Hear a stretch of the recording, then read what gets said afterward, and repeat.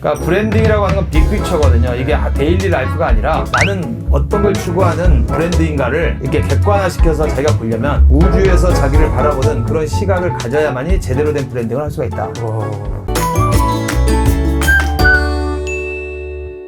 안녕하세요. 인생에 필요한 것을 공부합니다. 빅아이디어 캠퍼스의 김종석 학장입니다.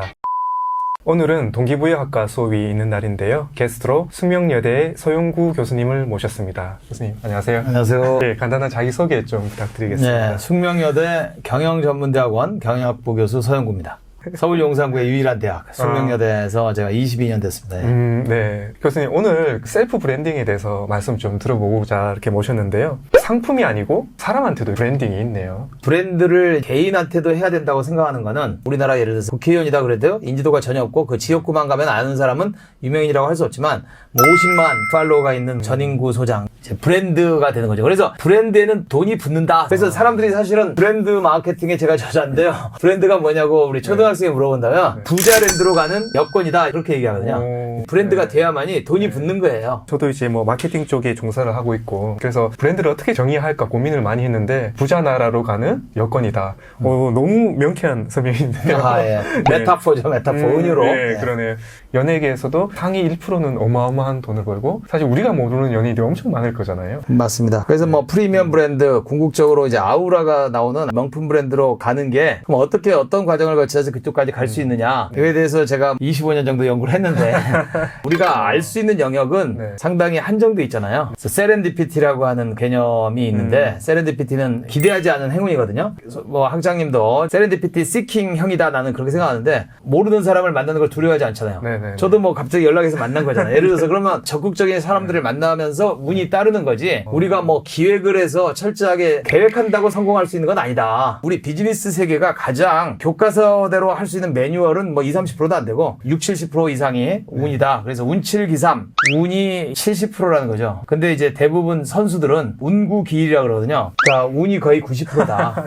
예. 기술이나 실력은 10%다. 그 정도로 이 비즈니스계는 복잡계이기 때문에 우리가 알 수 없는 그런 영역이 있다는 걸 사실은 겸손히 받아들여야 된다 이렇게 생각합니다. 그 브랜딩에 있어서 운이 굉장히 중요한 요소다라는 말씀이잖아요. 학계나 교수님께서 그렇게 말씀하시는 건 좀 처음 들어본 것 같아요. 아, 예. 왜냐면 뭐 그 암묵지를 형식지로 만들 수 있는 거는 20, 30%에서 가능한 건데 그래서 마케팅이나 경영하기 어려운 게 그 교수들이 창업하거나 투자하면 다 안 되잖아요. 왜냐면 20, 30%의 지식을 맹신하기 때문이죠. 모르는 70%의 범위를 우리가 다 알고 있다고 생각하면은 큰 코 다치는 거죠. 좋습니다. 그러면은 지금 시대에 취업을 꿈꾸는 학생들이나 여러 이제 사람들을 많이 만나실 것 같은데요. 셀프 브랜딩에 대해서 굉장히 관심이 많을 것 같아요. 어떻게 하면 셀프 브랜딩을 좀 잘할 수 있을까요? 브랜딩에서 그 가장 기본은 오늘 내가 죽는다면 하고 유언장을 써야 돼요. 내가 추구하는 핵심적인 키워드가 뭐냐. 그러니까 브랜딩이라고 하는 거는 뭐 우리 간디가 얘기하는 것처럼 영원히 살 것처럼 공부하고 오늘 죽을 것처럼 일하라 뭐 이런 얘기 있잖아요. 그래서 브랜딩이라고 하는 거는 자기가 자기 밖을 나와서 자기를 객관화 시켜가지고 내가 추구하는 가치나 이런 거를 이제 글로 이제 브랜딩이라고 하는 게 별게 아니라 기아 자동차의 예를 들면 자동차라는 상품들은 돌아다니지만 본사의 모습이나 이런 걸로 보는 게 아니라 소비자 마음속에 있는 게 브랜드거든요. 아이덴티티라고 하는 개념이 있어요. 가장 브랜딩을 할 때 중요한 게 이제 자기 아이덴티티를 만들어야 된다. 브랜드 아이덴티티라는 게 있고 브랜드 이미지라고 하는 개념이 있어요. 그래서 브랜드 아이덴티티라고 하는 거는 여러분들이 자기에 대해서 브랜딩을 하고 싶으면은 자기를 명문화해야 되거든요. 자기가 어떤 사람인지 예를 들어서 나이키다 그러면은 just do it이라고 하는 이 삼음절의 브랜딩이 요새는 이제 나이키라는 스펠링도 없애버렸잖아요. 니케라고 하는 승리의 여신이라고 하는 그 로고가 그러니까 뭐 브랜드의 7가지 요소 중에 뭐 로고, 네임 가장 중요한 건 네임인데 여러분들 전부 다 네임은 갖고 있잖아요. 김미나 뭐 이정아 근데 아무도 모르기 때문에 커머디티죠. 김정아 그러면 수십 명이 나오죠. 네이버에서 김미나 치면 뭐 수십 명이 나온다. 이런 건 이제 브랜드가 아니다. 그 하나의 상품만 해도 훌륭한 거죠. 근데 이제 일단 상품이 돼야 되고 상품에서 브랜드로 발전하는 거죠. 제 개인을 브랜드로 인식하기 시작하면은 우리 제품 브랜드, 회사 브랜드. 그러니까 브랜드라고 하는 게 일단 회사 브랜드가 있고요. 더 나가서 도시 브랜드, 국가 브랜드도 있고 그렇죠. 더 작게 보면은 제품 브랜드. 그러니까 우리 개인으로 치면은 여러분들이 이제 제품이라고 생각하시고 이 제품이 소비자한테 팔리는 거를 우리가 마케터들이 신경 쓰는데 여러분들은 이제 여러분들 이해관계자, 부모님이라든지 또는 뭐 친구들, 앞으로 여러분들의 이제 상관이 되는 조직에서 여러분들을 뽑는 사람들한테 얼마만큼 선의를 만들어내고 좋은 이미지를 갖게 되느냐거든요. 이미지라는 건 셀프 이미지는 아이덴티티인 거예요, 그게. 자기가 자기에 대한 생각은 아이덴티티라고 하는 거고 다른 사람들이 이 사람을 보는 게 이미지예요. 그래서 아이덴티티와 이미지가 일치하면 일치할수록 강력한 브랜드다 이렇게 생각하는 거예요. 교수님, 근데 요즘에 SNS상에서 MBTI가 굉장히 유행이거든요. 네. 다시.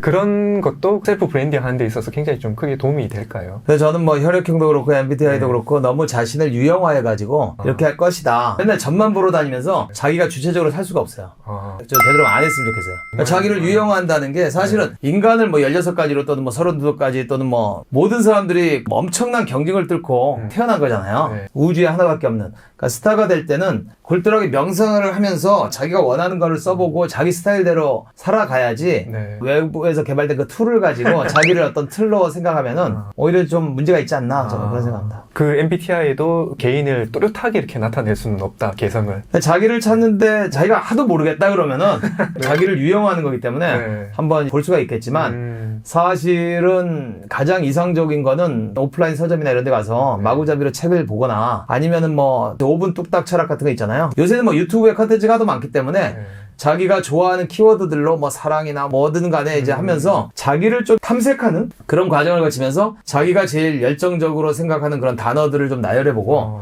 뭐 여러 가지 방법들은 있어요. 그런데 이제 가장 중요한 거는 유언장을 써라. 일주일 있다 죽는다. 라고 이렇게 가정해서 정리를 해봐야지. 그러니까 미래학이라는 게요. 지금 사실은 백워드 루킹이라고도 하고요. 30년 후에 자기 모습으로 가서 미래에서 자기를 지금 보는 거죠. 아니면은 좀 더 세련된 말로 리버스 엔지니어링이라는 말도 씁니다. 왜냐하면 이제 상품을 다 분해를 해보면은 이 상품이 어떤 건지 알잖아요. 그러니까 이제 자기의 10년 후 또는 30년 후에 자신의 모습을 그려보고 그 30년 후 자기가 지금 자기를 보는 거예요. 그러니까 자기가 지금 부산을 가고 싶다 그러면 부산 해운대에서 서울 강남구에 있는 사람을 보면은 근데 어떻게 이쪽으로 오는 것이 제일 좋겠느냐. 그럼 뭐 영월까지는 뭐 오토바이를 타고 오다가 뭐 영월에서 하루 자고 오렴 뭐 이렇게 코칭이 가능하잖아요. 네. 미래의 자기가 현재 자기한테 좀 코칭할 수 있게 그렇게 하는 게 지금 이제 아이덴티티를 개발하는데 좀 도움이 되지 않을까. 굉장히 좋은 방법일 것 같은데요. 네. 교수님, 그래서 이제 두 가지 질문이 남았는데 벌써 교수님께서 답을 다 해주신 것 같아요. 어떻게 이제 셀프 브랜딩으로 자신의 가치를 높일 수 있을 것인지, 그 다음에 큰돈 들이지 않고 셀프 브랜딩 할 수 있는 방법은 없을까? 그래서 사실은 브랜딩이라고 하는 게 피지컬 디자인이 중요합니다. 디자인. 저는 이제 다른 사람들하고 차별화돼 있잖아요. 네. 코스형이. 많은 시도를 했는데 한 15년 됐는데요. 일부러 그럼 기르신 거예요? 그렇죠. 이제 바이크를 타면서 이제 약간 뭐 이 바이크의 표준인데 제가 갖고 있는 장점이 뭔가 그랬더니 털이 좀 있는 편이거든요. 그래서 이제 이런 어떤 차별화 포인트 오브 디퍼런스라고 하는데 이런 걸 차별화 포인트를 하나 만들어야 되겠다. 이 안경도 사실 강의나 방송할 때만 쓰는 거거든요. 이것도 지금 여기보다는 지금 이 상태가 훨씬 더 카메라감을 보여주시죠. 너무 달랐어요, 교수님. 저 이렇게 오면 이렇게 아저씨 같은데 그러면 좀 지적이지 않습니까? 그래서 약간의 그 이미지는 매니지먼트 하는 거죠. 자기의 가장 이상적인 상태로 자기를 디자인할 수 있는 사실은 이제 브랜드를 그 아이덴티티를 정하는 과정이 자기가 추구하는 가치라든지 행복이냐 뭐 사랑이냐 이런 걸 정해야 되고요. 그 다음에 디자인을 차별화해야 되는데 여기에 맞게 그래서 저는 이제 사명이 제가 만나는 주로 청중들이잖아요. 청중들의 시선을 가장 재미있고 덜 고통스럽게 한 단계 높인다 뭐 이런 거거든요. 재미있게 강의를 최대한 재미있게 쉽게 하려고 노력하고요. 뭐 그런 브랜딩에 힘입어 기업들한테 많은 강의 요청도 받고 뭐 그런 것 같아요. 좋습니다.